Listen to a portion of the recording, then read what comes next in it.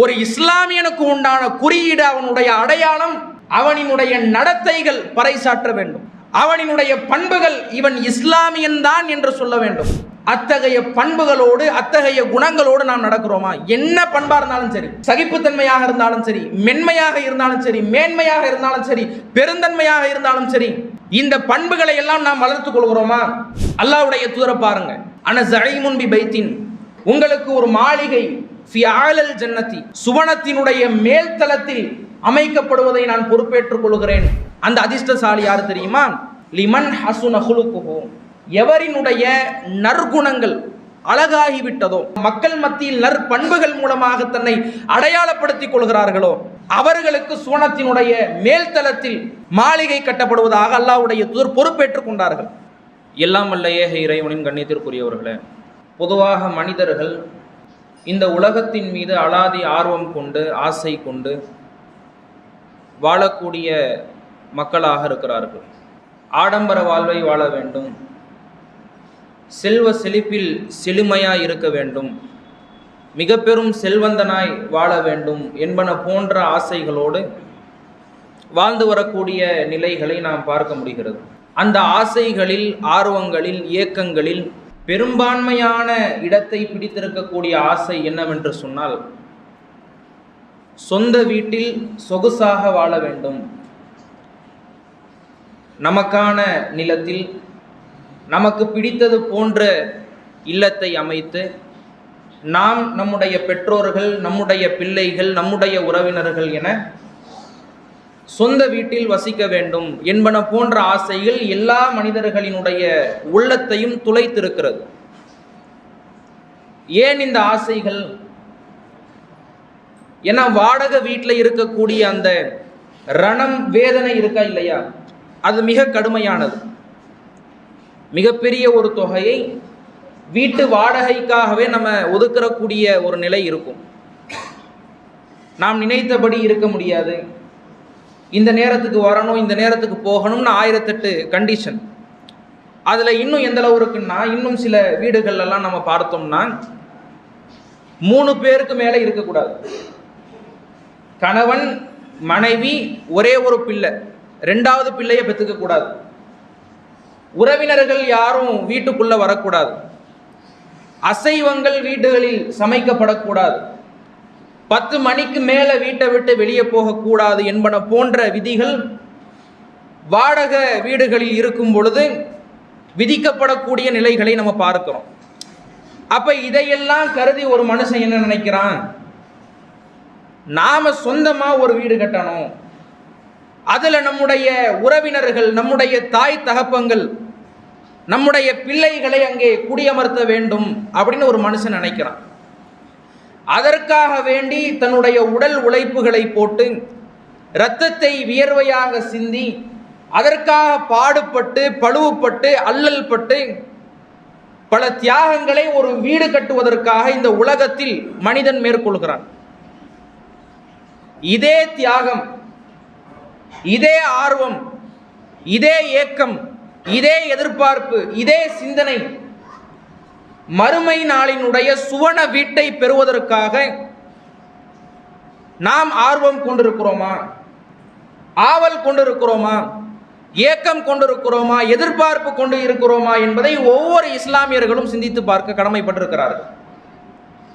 இந்த உலகத்தில் ஒரு வீட்டை கட்டுவதற்கு எவ்வளவு ஆசை கொள்கிறோமோ, அதே போன்ற ஒரு சிந்தனை சொர்க்கத்தில் ஒரு வீட்டை பெறுவதற்கு இருக்கிறதா என்பதை சிந்திக்கணும். நபிகள் நாயகம் ஸல்லல்லாஹு அலைஹி வஸல்லம் அவர்கள் 3 சாராரை பற்றி சொல்கிறார்கள். ஒரு சாராருக்கு சொர்க்கத்தினுடைய கீழ்த்தளத்தில் மாளிகை எழுப்பப்படும், மற்றவருக்கு சொர்க்கத்தினுடைய நடுப்பகுதியில் மாளிகை எழுப்பப்படும், இன்னொருவருக்கு சொர்க்கத்தினுடைய உயர்ந்த தரத்தில், உயர்ந்த தளத்தில் மாளிகை எழுப்பப்படும் என்று நபிகள் நாயகம் ஸல்லல்லாஹு அலைஹி வஸல்லம் சொல்லியிருக்கிறார்கள். அபூதாவூதில் இடம்பெறக்கூடிய செய்தி. அதுல கீழ்த்தளத்திற்கு சொந்தக்காரர்கள் யார்? அல்லாஹ்வுடைய தூதர் சொல்கிறார்கள், அன ஸஈமுன் பி பைத்தின் ஃபி ரபலில் ஜன்னா, சொர்க்கத்தினுடைய கீழ்த்தளத்தில் மாளிகை தரப்படுவதற்கு உங்களுக்கு நான் பொறுப்பேற்றுக் கொள்கிறேன். யாருக்கு தெரியுமா? லிமன் தரக்கல் மிரா வ இன்கான முஹிக்கன்.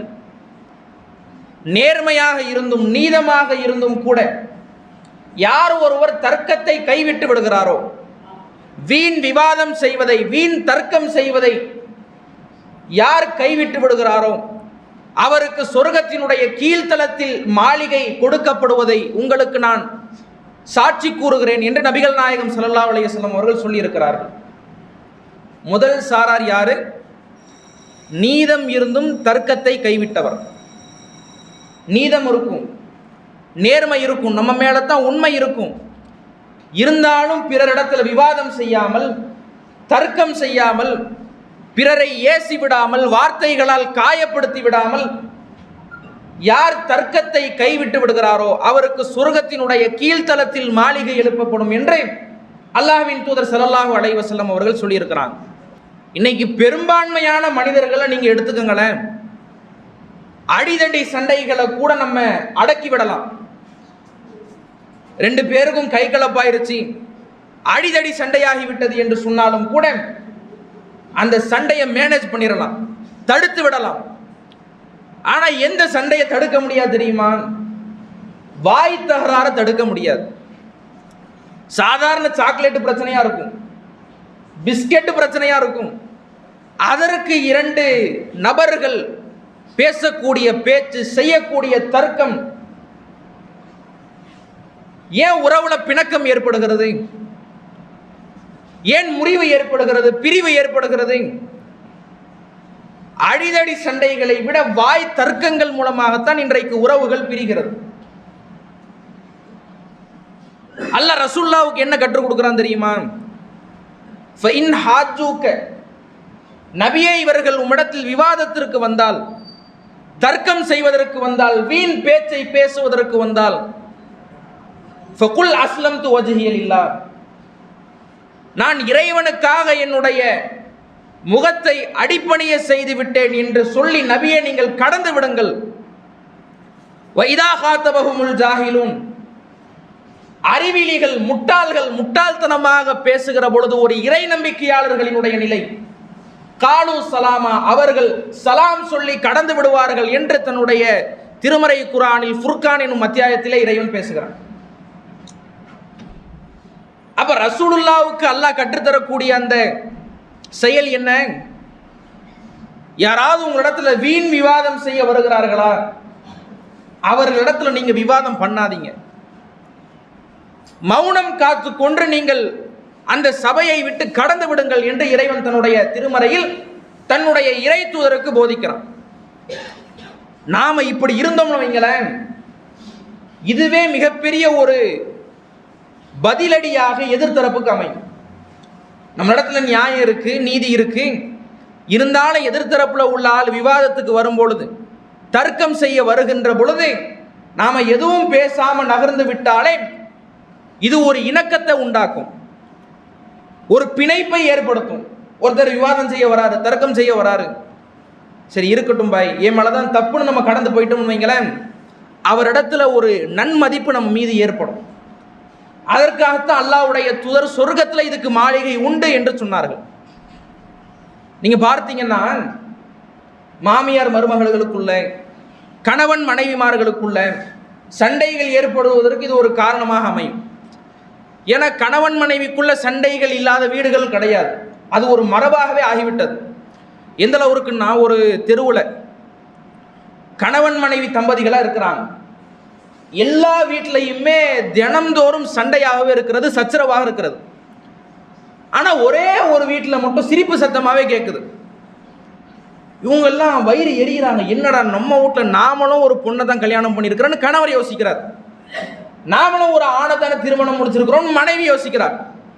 நம்ம வீட்டில் தினமும் சண்டையாக இருக்குது, சச்சரவாக இருக்குது, இந்த வீட்டில் மட்டும் எப்போ பார்த்தாலும் சிரிப்பு சத்தமாக இருக்குதே, என்ன ரகசியமாக இருக்கும் அப்படின்னு கேட்கும்போது எல்லாம் அந்த மக்கள்லாம் போய் அந்த வீட்டு வாசலில் நிற்கிறாங்க.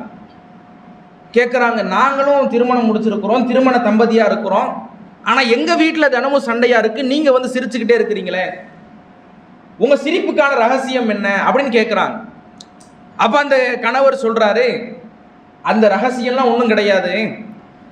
என்னுடைய மனைவி பாத்திரத்தை தூக்கி என் மேலே அடிப்பாங்க, அந்த பாத்திரம் என் மேலே பட்டுருச்சுன்னா என்னுடைய மனைவி சிரிப்பாங்க, படலைன்னா நான் சிரிப்பேன். இதுதான் எங்களினுடைய சிரிப்புக்கான காரணம், இதுதான் ரகசியம். அந்த கணவர் பதிலளிக்கிறார். அப்போ கணவன் மனைவி உறவுன்னா கண்டிப்பாக சண்டைகள் வரும், சச்சரவுகள் வரும். அதை எதிர்கொள்ளக்கூடிய விதம்னு ஒன்று இருக்குதா இல்லையா? அதை ரசூல்லா கிட்ட கற்றுக்கலாம். எப்படின்னா, நபிகள் நாயகம் ஸல்லல்லாஹு அலைஹி வஸல்லம் 12 திருமணம் செஞ்சாங்க. எப்படி ரசூலுல்லா 12 மனைவிமார்களையும் சரியாக முறையாக கட்டி காத்து கொண்டார்கள், இந்த ஒரே ஒரு நிகழ்வு நமக்கு தெரியப்படுத்திடும். ஐஷா ரதியல்லாஹு அன்ஹா வர்றாங்க. வாரஸா கடுமையா தலைவலிக்குதே ஐஷா ரதியல்லாஹு அன்ஹா சொல்கிறார்கள். இப்படி சொல்லக்கூடிய வேளையில மனைவி தலைவலிக்குதுன்னு சொல்றாங்க. ஒரு கணவர் என்ன செய்யணும்? டீ குடிக்கிறீங்களா, காஃபி சாப்பிட்றீங்களா, அல்லது பேராசிட்டமால் மாத்திரை போடுறீங்களா? ஒரு கணவன் கேட்கணும், இதை மனைவி எதிர்பார்ப்பான். அல்லாஹ்வுடைய தூதர் என்ன சொன்னாங்க தெரியுமா? ஐஷாவே, இதே நிலையில நீங்க இறந்து போயிட்டீங்கன்னா, மௌத்தா போயிட்டீங்கன்னா, அஸ்தகுஃபிருலகி, உங்களுக்காக நான் பாவ மன்னிப்பு கேட்கிறேன், இஸ்திக்ஃபார் தேடுகிறேன், வ அதுஉலகி, உங்களுக்காக நான் பிரார்த்தனை செய்கிறேன், இறைவனிடத்தில் கையேந்தி மன்றாடுகிறேன் அப்படின்னு யார் சொல்றான்? ரசூலுல்லாஹ் ஐஷா ரதியல்லாஹு அன்ஹா பார்த்து சொல்றான். ஐஷா ரதியல்லாஹு அன்ஹா என்ன செய்றாங்க தெரியுமா? இப்போ இங்க இருந்தா தர்க்கம் ஆரம்பிக்குது. துஹிப்பு மௌத்தி யா ரசூலுல்லாஹ், அல்லாஹ்வுடைய தூதரே, என்னுடைய மரணத்தை நீங்கள் விரும்புகிறீர்களா? நான் மௌத்தா போகணும்னு நீங்க ஆசைப்படுறீங்களா? நான் மௌத்தா போயிட்டான் என்னை நீங்கள் மறந்து விடுவீர்கள். உங்களினுடைய ஏனைய மனைவிமார்கள் இருக்கிறாங்களா இல்லையா, அவர்களோடு நீங்க சந்தோஷமா இருந்துருவீங்க, என்ன மறந்துடுவீங்க, என்ன கைவிட்டுருவீங்க அப்படின்னு ஐஷா ரதியல்லாஹு அன்ஹா எதிர்த்தாக்குதல் நடத்திக்கிட்டே இருக்கிறாங்க. இதுவே நம்ம ஆண்களாக இருந்தா என்ன செய்வோம்? இன்னும் ஒரு கணவனா மரியாதை இல்லையா, மட்டு இல்லையா, உறவு இல்லையான்னு வீரதீர வசனங்கள் எல்லாம் பேசி சவுட்டோட ஒரு அறை அறைஞ்சிருப்போம். நம்ம ஆண்கள் எதிர்த்தாக்குதல் நடந்துகிட்டே இருக்கு. ஐஷா ரதியல்லாஹு அன்ஹா பேசிக்கிட்டே இருக்கிறாங்க. அல்லாஹ்வுடைய தூதர் என்ன சொன்னாங்க தெரியுமா? அனவாரசா, ஐஷாவே, தலைவலிப்பு உங்களுக்கு கிடையாது, எனக்கு தான் சொல்லி ஒரு நகைச்சுவையை பேசி நகர்ந்து விட்டார்கள் நபிகள் நாயகம் ஸல்லல்லாஹு அலைஹி வஸல்லம் அவர்கள். அப்ப நீங்க கவனிங்க, தாக்குதல் நடந்துகிட்டே இருக்கு. ஐஷா ரதியல்லாஹு அன்ஹா பேசிக்கிட்டே இருக்கிறாங்க. ரசூலுல்லாஹ் என்ன தப்பா சொன்னாங்க? மனுஷன் மரணிக்கிறவன் தானே, இதுல யாருக்கா கருத்து வேறுபாடு இருக்கா? அப்படி நீ மௌத்தா போயிட்டேன்னு சொன்னா உனக்காக பாவ மன்னிப்பு கேட்பேன், உனக்காக பிரார்த்தனை செய்வேன் என்று அல்லாஹ்வுடைய தூதர் சொன்னதனுடைய விளைவு ஐஷா ரதியல்லாஹு அன்ஹா பேசிக்கிட்டே இருக்கிறாங்க. ரசூலுல்லாஹ் திருப்பி தர்க்கம் செய்யல. ஒரு நகைச்சுவை உணர்வோடு பேசி அல்லாஹ்வுடைய தூதர் அந்த தன்னுடைய மனைவியை அல்லாஹ்வுடைய தூதர் ஆசுவாசப்படுத்துகிறார்கள். இந்த ஒரு நிலை கணவன் மனைவியா இருந்தாலும் சரி, மாமியார் மருமகளா இருந்தாலும் சரி, மருமக வாரத்தில் 7 நாள் வேலை செஞ்சுக்கிட்டே இருப்பாங்க, அத்துணை வேலைகளையும் செய்வாங்க. என்னைக்கா ஒரு நாள் சாப்பாட்டில் உப்பு கூடிரும் குறைஞ்சிரும், காரம் கூடிரும் குறைஞ்சிரும், என்ன இந்த பிள்ளைக்கு சமைக்கவே தெரியல, ஒரு வேளையும் தெரியல, வீட்டில் என்ன கற்றுக் கொடுத்தாங்கன்னு ஒரு வேளைக்கு மாமியார் பேசுவாங்க, திட்டுவாங்க. இந்த நேரத்தில் ஒரு மருமகள் என்ன செய்யணும்? நான் 7 நாள் வேலை செய்யலையா, இத்தனை நாள் வடிச்சு கொட்டலையா, இப்படி கேட்கிறதா? இந்த நேரத்தில் தர்க்கம் செய்யாமல் நாம் கடந்து, அப்படியா சரி மன்னிச்சுக்கங்க, இப்படி இந்த பண்பை நாம் கையாண்டோம் என்று சொன்னால், 2 உறவுகள், அது கணவன் மனைவியாக இருந்தாலும் சரி, மாமியார் மருமகளாக இருந்தாலும் சரி, அண்ணன் தம்பி உறவுகளாக இருந்தாலும் சரி, அந்த உறவுகளில் ஒரு இணைப்பு உண்டாகும், பிணைப்பு உண்டாகும். அந்த பண்பை நாம் கையாள வேண்டும். அடுத்ததாக அல்லாஹ்வுடைய தூதர் சொன்னார்கள், அன ஸைமுன் பி பைத்தின் ஃபி வஸத்தில் ஜன்னா, சுவனத்தினுடைய நடுத்தளத்தில் ஒரு மாளிகை கட்டப்படுவதற்கு நான் பொறுப்பேற்றுக் கொள்கிறேன். லிமன் தரக்கல் கிதுப் வ இன் கான முஹிக்கன், யார் ஒருவர் விளையாட்டிற்கு கூட பொய் சொல்லாமல் இருக்கிறார்களோ, புரட்டு பேசாமல் இருக்கிறார்களோ, சொர்க்கத்தினுடைய நடுத்தளத்தில் மாளிகை அமைக்கப்படுவதை நான் உங்களுக்கு பொறுப்பேற்றுக் கொள்கிறேன் என்று நபிகள் நாயகம் ஸல்லல்லாஹு அலைஹி வஸல்லம் அவர்கள் சொல்லியிருக்கிறார்கள். விளையாட்டாக கூட, நகைச்சுவையாக கூட யார் பொய் பேசாமல் இருக்கிறார்களோ, பொய் சொல்லாமல் இருக்கிறார்களோ, அவர்களுக்கு நான் சுவனத்தினுடைய நடுத்தளத்தில் மாளிகை அமைக்கப்படுவதை பொறுப்பேற்றுக் கொள்கிறேன் என்று அல்லாஹ்வுடைய தூதர் சொன்னார்கள்.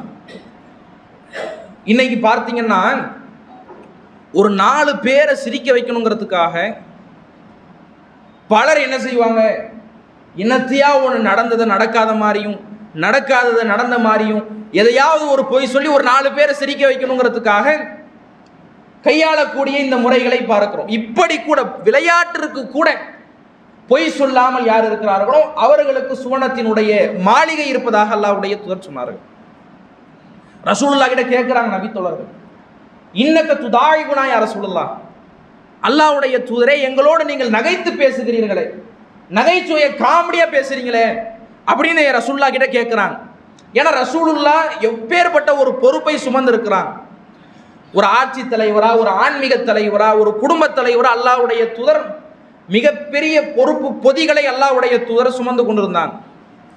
ஏன்னா இந்த மாதிரியான ஒரு தருணத்தில் நகைத்து பேசுவது, காமெடியா பேசுறது அரிதானது. நீங்க சும்மா சாதாரணமா காலையில போய் கடையில உட்காந்து சாயங்காலம் வரக்கூடிய ஆண்களை நீங்க பாத்தீங்கன்னா முகத்தை உருன்னு வச்சிருப்பாங்க, சிரிச்சு பேச மாட்டாங்க, கஷ்டப்பட்டு காமெடி பண்ணாலும் சிரிக்க மாட்டாங்க. ஆனா அல்லாஹ்வுடைய தூதரை பாருங்க, இவ்வளவு பொறுப்பு பொதிகளை சுமந்தும் கூட நகைச்சுவையாக பேசியிருக்கிறாங்க ரசூலுல்லாஹ். நபி தோழர்கள் கேட்கிறாங்க, இன்னக்க துதாயிபுனா யா ரசூலுல்லாஹ், அல்லாஹ்வுடைய தூதரை நீங்க நகைத்து பேசுகிறீர்களே. அப்ப அல்லாஹ்வுடைய தூதர் சொன்னார்கள், இன்னி லா அகூலு இல்லா ஹக்கா, நகைச்சுவையா பேசுவன் தான், காமெடியா பேசுவன் தான், இருந்தாலும் நான் என்றைக்கும் பொய்யை புரட்டை கட்டவிழ்த்து விட மாட்டேன், உண்மையை தவிர வேறு எதையும் நான் பேச மாட்டேன் என்று அல்லாஹ்வுடைய தூதர் நபி தோழர்கள் சொல்றாங்க. நகைச்சுவையா பேசுவன் தான், ஆனா அதுல பொய்களை நான் கலந்து விட மாட்டேன் என்று அல்லாஹ்வுடைய தூதர் சொல்றாங்க. உண்மையாலுமே அல்லாஹ்வுடைய தூதரை பாருங்க, ஒரு நபி தோழர் வர்றார், வந்து அல்லாஹ்வுடைய தூதரே எனக்கு ஒரு ஒட்டகம் வேணும்னு கேட்குறாங்க. ஏன்னா ஒரு ஆட்சி தலைவராக இருக்கிறாங்களா இல்லையா, எனக்கு ஒரு ஒட்டகத்தை கொடுங்க அப்படின்னு கேட்குறாங்க. அப்போ அல்லாஹ்வுடைய தூதர் என்ன சொல்கிறாங்கன்னா, ஒட்டகம் தானப்பா உனக்கு வேணும், சரி ஒரு ஒட்டக குட்டியை நம்ம என்ன செஞ்சுருவோம், உனக்கு கொடுத்துருவோம் அப்படிங்கிறாங்க ரசூலுல்லாஹ். அவரு யோசிக்கிறாரு, என்னடா ஒட்டக குட்டியை கொடுப்போங்கிறாங்களே, நம்ம ஏறி அது மேலே உக்காந்தோம்னா நசுங்கி போயிருமே, அது நமக்கு சரி வராத அப்படின்னு அந்த நபி தோழர் ரசூலுல்லாஹ் கிட்ட கேட்குறாங்க. அல்லாஹ்வுடைய தூதரே ஒட்டக குட்டியை தருவோன்னு நீங்கள் சொல்கிறீங்களே, எனக்கு ஒட்டக குட்டி சரி வருமா, எனக்கு பெரிய ஒட்டகம் தானே சரியா இருக்கும், கரெக்டாக இருக்கும், நீங்கள் ஒட்டக குட்டியை தரேன்னு சொல்கிறீங்களேன்னு அந்த நபி தோழர் ரசூலுல்லாஹ் கிட்ட கேட்கும் பொழுது அல்லாஹ்வுடைய தூதர் சொல்கிறாங்க சிரிச்சுக்கிட்டே, எல்லா தாய் ஒட்டகத்திற்கும் தன்னுடைய பிள்ளை குட்டி தானப்பா, அந்த அர்த்தத்தில் நான் சொன்னேன். அல்லாஹ்வுடைய தூதர் அந்த நபித்தோழர் இடத்துல நகைத்து பேசக்கூடிய நிலைகளை பார்க்கிறோம். பொய் கிடையாது, புரட்டு கிடையாது, உண்மையை கொண்டு அல்லாஹ்வுடைய தூதர் என்ன செய்தார்கள், நகைத்து பேசினார்கள், நகைச்சுவை பண்போடு பேசினார்கள். அப்ப விளையாட்டாக கூட நாம் என்ன செய்து விடக்கூடாது, பொய் சொல்லிவிடக்கூடாது. அபூபக்கர் ரலியல்லாஹு அன்ஹு அவர்களை நீங்க எடுத்துக்கங்களேன், மக்காவுல இருந்து மதீனாவுக்கு ஹிஜ்ரத் பண்ணி போறாங்க. எப்படியான ஒரு நிலை தெரியுமா, நபிகள் நாயகம் ஸல்லல்லாஹு அலைஹி வஸல்லம் அவர்களினுடைய தலைக்கு 100 ஒட்டகங்கள் விலை பேசப்படுகிறது. ரசூலுல்லாஹ்வுடைய தலையை எவன் கொண்டு வரானோ அவனுக்கு 100 ஒட்டகங்கள் பரிசாக கொடுக்கப்படும் அப்படின்னு அறிவிப்பு செய்யப்படுது. எல்லாம் வாளையும் கேடயத்தையும் எடுத்துக்கிட்டு வெறித்தனமாக நபிகள் நாயகம் ஸல்லல்லாஹு அலைஹி வஸல்லம் அவர்களை கொலை செய்யறதுக்கு சுத்திக்கிட்டு இருக்கிறான். இந்த தருணத்தில் அல்லாஹ்வுடைய தூதர் அபூபக்கர் ரலியல்லாஹு அன்ஹு அவர்களும் மதீனாவுக்கு போறாங்க. போகும் பொழுது ஒரு ஆட்டி இடையர் என்ன செய்யறாருன்னா, அபூபக்கரை சந்திச்சு, இந்த மனிதர் யாரு, அபூபக்கர் ரலியல்லாஹு அன்ஹு அவர்கள் எல்லா ஊர்களுக்கும் எல்லா நாடுகளுக்கும் வியாபாரத்துக்காக போய் எல்லா மனிதர்களினுடைய அந்த உள்ளத்திலும் இடம் பிடித்த ஒரு நபர். அப்ப புதுசா ஒரு நபர் வந்த உடனே அபூபக்கர் இடத்துல கேட்கிறார், மன் ஹாதர் ரஜுல், இந்த மனிதர் யாருன்னு கேட்கும் பொழுது அபூபக்கர் ரலியல்லாஹு அன்ஹு, நம்ம பொய்யும் சொல்லிடக்கூடாது, உண்மையை சொன்னா இது பெரிய பிரச்சனையாகவும் ஆயிரும் அப்படின்னு நினைச்சு என்ன சொல்றாங்கன்னா, யஹ்தீனி சபீல், இவர் எங்களுக்கு வழிகாட்டக்கூடிய நபர். அந்த நபர் என்ன நினைச்சுப்பாரு, ஏன்னா இப்ப ட்ரிப் அட்வைசர்னு இருப்பாங்களா இல்லையா, ஏதாவது ஒரு ஊருக்கு பயணிக்கணும்னா அட்வைசர்னு சில பேர் இருப்பாங்க. எப்படி போறது, எப்போ போறது, எத்தனை மணிக்கு வாகனம் புறப்படும், இந்த இடத்துல என்ன மாதிரியா இருக்கும் அப்படிங்கிறதெல்லாம் சொல்லுவாங்க. அப்போ அந்த மாதிரி அபூபக்கர் ரலியல்லாஹு என்ன செய்கிறாங்கன்னா, யஹ்தீனி சபீல், இவர் எங்களுக்கு வழிகாட்டியாக இருக்கிறார் அப்படின்னு அபூபக்கர் ரலியல்லாஹு சொல்லுவாங்க. அப்போ அந்த மனிதர் என்ன நினைக்கிறாரு, சரி பாதைக்கு வழிகாட்டக்கூடியவர் அப்படின்னு அந்த மனிதர் நினைக்கிறார். ஆனால் அபூபக்கர் ரலியல்லாஹு அவர்கள் எதை நோக்கமாக கொண்டு சொன்னார்கள், நேர்வழியின் பால் வழிகாட்டுபவர், சொர்க்கத்தின் பால் வழிகாட்டுபவர், இஸ்லாத்தின் பால் வழிகாட்டுபவர், ஏகத்துவ கொள்கையின் பால் வழிகாட்டுபவர் அப்படிங்கிறது அல்லாஹ்வுடைய தூதரை பார்த்து அபூபக்கர் ரலியல்லாஹு சொல்கிறார்கள்.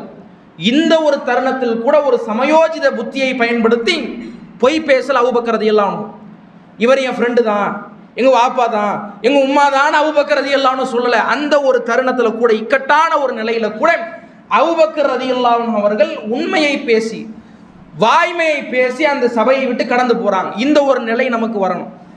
ஒரு விளையாட்டாக கூட நாம் என்ன செஞ்சிடக்கூடாது, பொய் பேசிவிடக்கூடாது, புரட்டு பேசிவிடக்கூடாது, ஒரு 4 பேரை சிரிக்க வைக்கணுங்கிறதுக்காக பொய் சொல்லிவிடக்கூடாது என்பதனை அல்லாஹ்வுடைய தூதர் சொல்கிறார்கள். அடுத்ததாக, அன ஸஈமுன் பி பைத்தின், உங்களுக்கு ஒரு மாளிகை ஃபி ஆலல் ஜன்னதி, சுவனத்தினுடைய மேல்தளத்தில் அமைக்கப்படுவதை நான் பொறுப்பேற்றுக் கொள்கிறேன். அந்த அதிர்ஷ்டசாலி யார் தெரியுமா, லிமன் ஹசுன ஹுலுகுஹு, எவரினுடைய நற்குணங்கள் அழகாகிவிட்டதோ, நற்பண்புகளால் எவர் தன்னை பறைசாற்றிக் கொள்கிறார்களோ, மக்கள் மத்தியில் நற்பண்புகள் மூலமாக தன்னை அடையாளப்படுத்திக் கொள்கிறார்களோ, அவர்களுக்கு சுவனத்தினுடைய மேல்தளத்தில் மாளிகை கட்டப்படுவதாக அல்லாஹ்வுடைய தூதர் பொறுப்பேற்றுக் கொண்டார்கள். இதுல எல்லாம் உள்ளடங்கிரும்.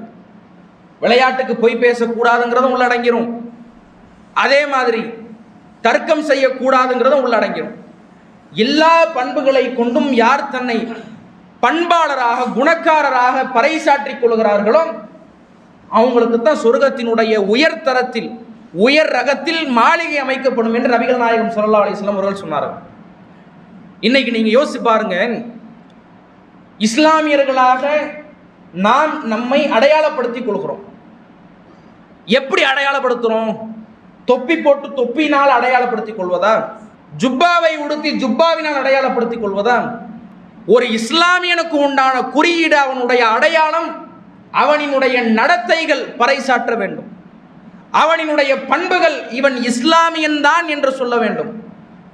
அத்தகைய பண்புகளோடு, அத்தகைய குணங்களோடு நாம் நடக்கிறோமா? என்ன பண்பா இருந்தாலும் சரி, சகிப்புத்தன்மையாக இருந்தாலும் சரி, மென்மையாக இருந்தாலும் சரி, மேன்மையாக இருந்தாலும் சரி, பெருந்தன்மையாக இருந்தாலும் சரி, இந்த பண்புகளை எல்லாம் நாம் வளர்த்துக் கொள்கிறோமா?